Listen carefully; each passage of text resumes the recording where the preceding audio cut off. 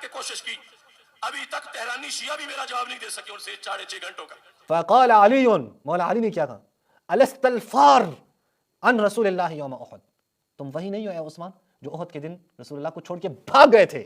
تو جب 6.5 گھنٹے میں نے تقریر کی تھی روافظ کے خلاف، ہمارے علاقے کا ایم این اے اس کے گھر کے ساتھ جو خود رافضی تھا، وہ جلسہ ہوا تھا جس میں پیر طریقت پیر سید محمد مظہر قیوم مشہدی رحمۃ اللہ علیہ ان کی صدارت میں 6.5 گھنٹے عشاء سے لے کر فجر تک ان کے اس ذاکر کا تاج الدین حیدری کا میں نے جواب دیا جس نے کبھی مولانا عمر سے مناظرے کیے تھے۔ یعنی یہ میں نے دیکھا ہے، یہ ان مولویوں کی یہ ایک صفت رہی ہے کہ یہ مولوی اپنی طرف سے جھوٹ بول کر وہ بڑا ناز کرتے ہیں۔ آپ نے دیکھا ہوگا اس سے پہلے بھی ہم نے بڑے دعوت بھی مناظرے کے لیے بلایا، منظور مینگل صاحب، وہ ناز کرتے ہیں کہ میں پتہ نہیں یہ مناظرے کیے ہیں، فلاں کیا ہے اور وہ کیا ہے، کوئی دلیل بھی اس کے پاس نہیں ہے، کچھ بھی نہیں ہے اس کے پاس۔ اب یہ جس شخص کا نام لے رہے ہیں تاج الدین حیدری صاحب، وہ فوت ہو چکے ہیں، کب کے فوت ہو چکے ہیں، لیکن یہ بیٹھا ہوا ہے اس کا نام لے کر اپنے آپ کو بڑا جو ہے وہ مناظر سمجھ رہا ہے کہ میں نے پتہ نہیں کیا سے کیا کیا۔ اور ہم نے کئی دفعہ اس کا نام بھی لیا اور کہا ہے کہ مناظر کے لیے تیار ہو جائیں، یہ بھی تیار نہیں ہوتا۔ یعنی ولی اثر سے کئی دفعہ ہم نے کہا یہ خود تیار ہو جائیں، لیکن تیار نہیں ہوتا ابھی تک۔ ابھی آپ دیکھیں کہ یہ لوگ، ان کی حیثیت آپ دیکھیں کہ یہ کس طرح کی باتیں کر کے لوگوں کو بیوقوف بناتے ہیں، ذرا چیک کریں آپ۔ تو میری آخری ضرب لگی اور اسی ضرب سے وہ مرا، یعنی اس کے بعد وہ جواب نہیں دے سکا۔ تو جب وہ رات کو میں نے تقریر کرنی تھی، ایم این اے اندازہ کریں، کہہ رہے ہیں میں نے ایک ضرب لگائی یعنی تقریر کر کے، اسی سے وہ مرا۔ توبہ استغفار، یعنی کب تک جھوٹ بولو گے، کب تک جھوٹ بولو گے؟ تمہیں کیا دلیل ہے تمہارے پاس کہ وہ تم نے تقریر کی تو اس وجہ سے وہ فوت ہوا ہے؟ کیا دلیل ہے تمہارے پاس؟ کچھ بھی نہیں۔ بول رہا ہے اپنی طرف سے، بول رہا ہے لوگوں کے درمیان، بھائی جس طرح ان کی زبان جا رہی ہے حرکت دے رہا ہے، جو کہ اس کا دل کر رہا ہے بول رہا ہے۔ پاکستان میں ان لوگوں کے لیے تو ویسے بھی آزادی ہے، یہ جو کچھ کہیں، یہ تکفیر کریں، تفسیق کریں، یہ کسی کو مشرک کہیں، کافر کہیں، جو ان کا دل کریں، پاکستان میں ان لوگوں کے لیے آزادی ہے۔ تو یہ تعجب نہیں ہے آپ کو کہ یہ کیسے لوگ ہیں؟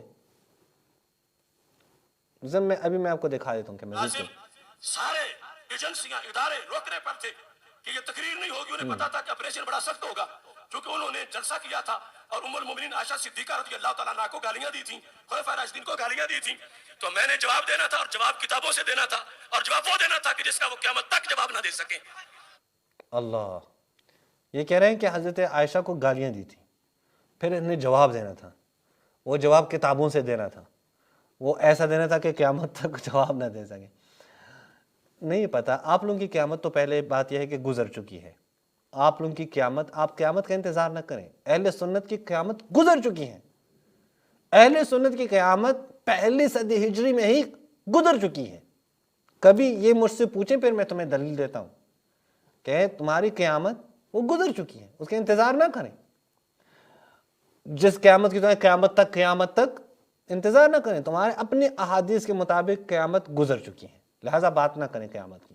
دوسری بات، اور وہ کیا ہے، وہ یہ ہے کہ اب پرانی باتیں اٹھا کر اس کا بڑا جو ہے شور کر رہے ہیں۔ اس کا آگے بھی سن لیتے ہیں، پھر میں اس کا صحیح جواب آپ کو دے دیتا ہوں۔ اور انہوں نے وہاں تہران تک رابطہ کر کے کوشش کی، ابھی تک تہرانی شیعہ بھی میرا جواب نہیں دے سکے ان سے 6.5 گھنٹوں کا۔ تہران تک رابطہ کیا ہے، تہران تک، تہرانی شیعہ بھی ان کا جواب نہ دے سکے۔ یہ ارسطو اعظم آپ دیکھیں، یعنی یہ افلاطون اعظم کو آپ دیکھیں کہ یہ دنیا میں کوئی نہیں ہے اس کو جواب دیں، تہران تک رابطہ کیا۔ وہ دوسرا بھی کہتے ہیں، منظور مہنگل، میں نے زاہدان میں مناظرے کیے ہیں، شیعوں کو شکست دی ہیں۔ بھائی تمہارے پاس کوئی تصویر ہے کہ تم نے مناظرے کیے ہیں؟ ویڈیو ہے تم نے مناظرے کیے ہیں؟ کچھ تو سامنے لائیں۔ یہ بھی کہہ رہے ہیں تہران تک، ہم آپ کو کیا کہہ کے تھک گئے ہیں کہ مناظرے کے لیے سامنے آ جائیں، نہیں آتے، لیکن دعویٰ کیا کرتے ہیں تہران تک لوگ خاموش ہو گئے ہیں۔ کیوں جھوٹ بولتے ہو لوگوں کے سامنے؟ کیا دلیل ہے تمہارے پاس کہ تم نے یہ ایسی کوئی بات کی، پھر اوشیوں کے پاس جواب نہیں تھا، پھر انہوں نے تہران تک رابطے کیے؟ خود اس بات پہ کیا دلیل ہے؟ کوئی دلیل نہیں۔ اب چلو ٹھیک ہے، مان لیتے ہیں، میں نے منظور مینگل کو کلپ ریکارڈ کیا تھا، وہ بھی یہی کہا، چلو مان لیتے ہیں تم لوگوں نے شیعوں کے ساتھ مناظرے کیے ہیں، شیعوں کے پاس جواب نہیں تھا، شیعوں نے شکست کھائی ہے، تمہاری تقریر کی وجہ سے شیعہ فوت ہوئے ہیں، مر گئے ہیں، ٹھیک ہے، یہ ساری بات مان لیتے ہیں، لیکن ابھی بھی تو شیعہ ہے نا، ابھی تم بھی تو ہو نا، تو اب آ جائے نا میدان میں، آ جائیں، دیکھ لیں کہ کیا ہے، دودھ کا دودھ پانی کا پانی ہو جائے۔ اب نہیں آ رہے، وہ ہمارے ہاں مشہور ہے نا کہ وہ پتہ نہیں کوئی شخص افغانستان سے آیا تھا، کہتے ہیں میں نے پتہ نہیں اتنے گز چھلانگ لگائی ہے، تو ایک بزرگ آدمی نے کہا کہ یار تم لوگ کیوں تعجب کرتے ہو اس بندے کو، یہ بڑا بڑا قابل ہوگا، اس بندے سے تقاضا کرو کہ یہ بھی تو زمین ہے، یہاں چھلانگ لگا کے دکھائیں، یہ اگر افغانستان میں چھلانگ لگا سکتا ہے تو یہاں بھی لگا سکتا ہے۔ تو اگر تم نے پہلے مناظرے کیے ہیں، میں تم دونوں کو مخاطب کر رہا ہوں، منظور مینگل صاحب کو بھی، آپ کو بھی، اگر آپ لوگوں نے مناظرے کیے ہیں پہلے، وہ بڑے مناظرے کیے ہیں، وہ شکست دی ہیں، تو اب وہ مناظرے کی صلاحیت تو تم سے نہیں چھینی گئی نا، یعنی صلاحیت تو ہے نا ابھی، یا اب تمہیں نسیان کی بیماری تو نہیں ہوئی ہے کہ وہ سب کچھ بھول چکے ہوں، ابھی بھی تو ہے، تو ابھی سامنے آ جائیں۔ جو ابھی آپ وابائلہ کر رہے ہیں لوگوں کے درمیان میں اور کہہ رہے ہیں کہ وہ حضرت عائشہ کو گالیاں دی تھیں، میں ابھی آپ کی کتاب سے لے کے آؤں حضرت عائشہ کو جس نے گالی دی ہے، حضرت عائشہ کے خلاف کسی نے بولا ہے، جس نے بولا ہے، کیا اس کے خلاف تم لوگ کچھ کہو گے؟ نہیں کہہ سکیں گے، بالکل بھی نہیں کہہ سکیں گے، خاموش ہو جائیں گے، زبانیں بند کریں گے، یہ فوراً کہیں نہیں نہیں نہیں خاموش ہے، صحابہ کے درمیان میں معاملہ ہے۔ اور بھائی یعنی کیا مطلب، یعنی حضرت عائشہ کو صحابہ گالیاں دیں، صحابہ ان کو کیا سے کیا کہیں تو کوئی مسئلہ نہیں ہے، کیوں مسئلہ نہیں ہے؟ تو فتویٰ لگانا ہے اگر حضرت عائشہ کی اس وقت ان کی توہین ہو جاتی ہے تو وہاں سے شروع کریں، روز اول سے شروع کریں بھائی، یعنی صدی اول سے شروع کریں۔ حضرت عائشہ کے ہاں جو لوگ افراد رہتے تھے جنہوں نے حضرت عائشہ کے سامنے حضرت عائشہ کی برائیاں کی ہے، حضرت عائشہ کے منہ پہ حضرت عائشہ کو برا بھلا کہا ہے، وہاں سے شروع کریں، وہاں سے نہیں کہتے، وہاں سب رضی اللہ کہتے ہیں۔ ابھی مثلا میں آپ کو دکھا دیتا ہوں، یہ دیکھیں، یہ خود آپ کی کتابوں سے پھر آپ کو معلوم ہوگا کہ آپ لوگوں کی کیا حیثیت ہے۔ یہ المطالب العالیہ بزوائد المسانید الثمانیہ لابن حجر العسقلانی، ان کی کتاب ہے، اور یہاں پہ المجلد السادس عشر 16ویں جلد پر یہ کیا کہتے ہیں، یہ کہتے ہیں کہ حضرت عثمان فتقدم عثمان فصلى، عثمان صاحب آگے بڑھے اور نماز پڑھانے لگے مسجد نبوی میں، فلما کبر، جب عثمان صاحب نے تکبیر کہی، قامت امرأۃ من حجرتها، تو ایک عورت اپنے حجرے میں کھڑی ہو گئی، فقالت، اس عورت نے کہا، ایھا الناس، اے لوگو، اسمعوا، سنو، ثم تکلمت، پھر اس عورت نے کلام کیا، فذکرت رسول اللہ صلی اللہ علیہ وآلہ وما بعثہ اللہ بہ، رسول اللہ اور رسول اللہ پہ جو تعلیمات اللہ تعالیٰ نے نازل کی ہیں اس کا تذکرہ کیا۔ ثم قالت، پھر اس عورت نے کیا کہا، ترکتم امر اللہ، اے لوگوں، عثمان کے زمانے میں مسجد نبوی میں، یہودی نہیں ہے مسجد نبوی میں، ٹھیک ہے، مسجد نبوی میں جو نماز کھڑے ہوتے تھے نا، لوگ کھڑے ہوتے تھے، وہ یہودیوں کا مجمع نہیں تھا، وہ روافض کا مجمع نہیں تھا، وہ عبداللہ بن سبا کا مجمع نہیں تھا، وہ اہل مدینہ کا مجمع تھا۔ اہل مدینہ کو مخاطب کر کے یہ عورت کہتی ہے، اب عورت کا نام آئے گا آگے، ترکتم امر اللہ، تم نے امر اللہ، اللہ کا امر ترک کیا ہے، چھوڑ دیا ہے، وخالفتم رسولہ، اللہ کے رسول کی مخالفت کی ہے، ثم صمتت، پھر وہ خاموش ہو گئی، فتکلمت اخرى، پھر ایک دوسری عورت وہ کہنے لگی مثل ذلك، انہوں نے یہی بات کی، کہ لوگوں، تم نے اللہ کے امر کو ترک کیا ہے، رسول اللہ کی مخالفت کی ہے۔ یہ کون تھی؟ فَإِذَا هِيَ عَائِشَةُ وَحَفْصَةُ، سبحان اللہ، وہ کون تھی یہ دو عورتیں؟ عائشہ اور حفصہ۔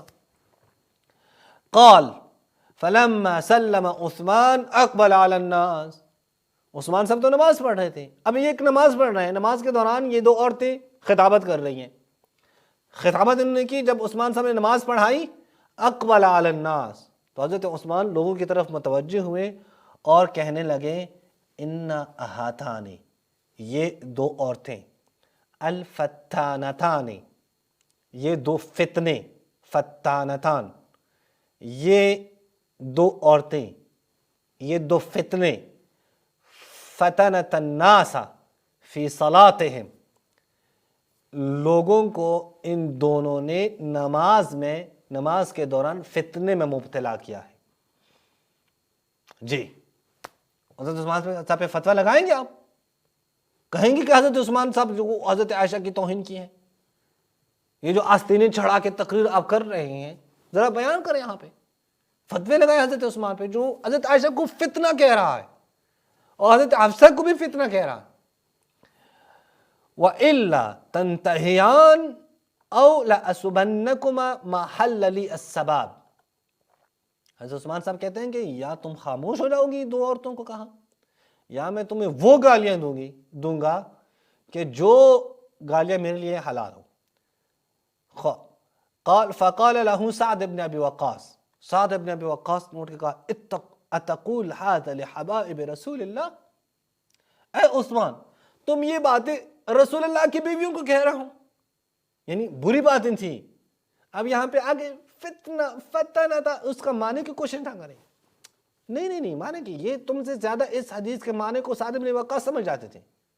اگر یہ بری بات نہ ہوتی نا تو سعد بن وقاص ریئیکشن نہ دکھاتے، یہ جو ریئیکشن دکھاتے ہیں نا، یعنی عثمان نے بہت بڑی باتیں کی ہیں جناب عثمان صاحب نے۔ اتقول هذا لحبائب رسول اللہ، کیا رسول اللہ کے ازواج کو تم یہ باتیں کر رہے ہو صلی اللہ علیہ وآلہ؟ قال وفیما انت وما هاهنا، صحیح، یعنی کیا کہا، تم کون ہو، تم یہاں پہ، یعنی یہاں پہ توہین کی ہے جناب۔ قال ثم اقبل على سعد عامدا الیہ، قال وانسل سعد فخرج من المسجد، عثمان صاحب نے سعد کو مخاطب کر کے تم کون ہو کہ تم آگے اب ان کا دفاع کر رہے ہو؟ اب عثمان صاحب سعد بن وقاص کی طرف بڑھنے لگے تاکہ سعد بن وقاص کو مارے۔ سعد بن وقاص نے فرار کیا، فخرج من المسجد فلقی علیہ، مسجد سے نکلے، چونکہ وہ کیا نام ہے سعد بن وقاص نے فرار کرنے لگے، مسجد سے نکلی تو عثمان صاحب نے اس کا پیچھا کیا۔ اب مسجد سے نکل کر حضرت علی کا سامنا ہوا عثمان سے۔ اب کیا ہے، بباب المسجد، مسجد کے دروازے پہ، فقال له علی این ترید، حضرت علی نے عثمان کو کہا کہ کدھر جا رہے ہو؟ قال اريد هذا الذي كذا وكذا، یعنی سعدا فشتمه، یعنی کہا کہ عثمان صاحب نے کہا یہ جو ہے نا اس کو گالیاں دے کے، یہ فلاں و فلاں، یعنی اس کو گالیاں دے کے، اب میں گالی نہیں، مثلا آپ کہیں یہ بدبخت، یہ فلاں و فلاں، اس کے پیچھے میں جا رہا ہوں، اس کو میں مارنے جا رہا ہوں، اس کو سبق سکھانے جا رہا ہوں، فشتمہ، شتم کیا، گالیاں دی۔ فقال له علی، مولا علی نے کہا ایھا الرجل دع ھذا عنک، چھوڑ دو، یہ کیا کر رہے ہو تم؟ فلم یزل بہما کلام حتی غضب عثمان، حضرت اس کو منع کر رہے تھے، عثمان صاحب یہاں بھی غضبناک ہوئے تو کہا الست المتخلف عن رسول اللہ یوم تبوک، عثمان صاحب نے کہا تم وہی نہیں ہو، مولا علی کو کہا اے علی تم وہی نہیں ہو کہ تم یوم تبوک پر، تبوک کے جنگ تبوک پر علی حضرت رسول اللہ کے ساتھ نہیں گئے تھے، حالانکہ رسول اللہ نے خود مولا علی کو چھوڑا تھا، مولا علی کو کہا تھا کہ اے علی تم یہاں پہ مدینے میں ہی میرا خلیفہ ہو، تمہاری نسبت میرے سے وہی ہے جو حضرت ہارون کی نسبت ہے حضرت موسیٰ سے۔ مولا علی نے تو جا کے تقاضا کیا یا رسول اللہ مجھے اجازت دیں کہ میں جاؤں۔ فقال علی، مولا علی نے کیا کہا الست الفار عن رسول اللہ یوم احد، تم وہی نہیں ہو اے عثمان جو احد کے دن رسول اللہ کو چھوڑ کے بھاگ گئے تھے۔ یہ باتیں سر موجود ہیں آپ کی کتابوں میں۔